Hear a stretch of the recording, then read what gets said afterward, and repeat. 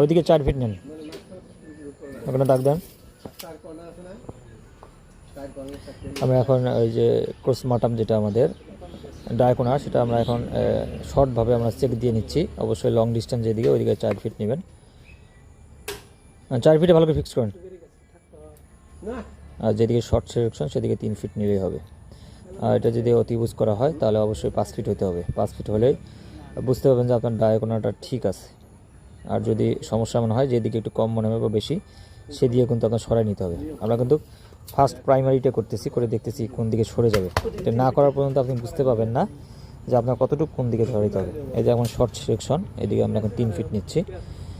নেওয়ার পর আমরা এখন অতিবুজ করে দেখব যে অতিবুজে দেখব যে অতিবুজ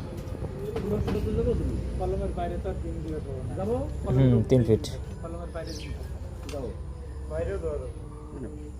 এখন ধরো দেখি সরবে, এদিকে আরো সরবে, এটা আরো প্রায় 2 ফিটের মধ্যে 2 ইঞ্চি, কত 2 ইঞ্চি না, 2 থেকে 2.5 ইঞ্চি সরবে। 2 ইঞ্চি 2.5 ইঞ্চি সরবে, এদিকে সরবে 2.5 ইঞ্চি সরবে। এখন না দেখি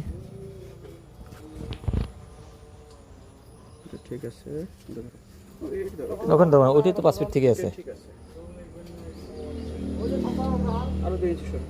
আরো সরবে, আরো 2 ইঞ্চি, তুমি একবার সরাই নাও, তুলে নিয়ে বেশি করো।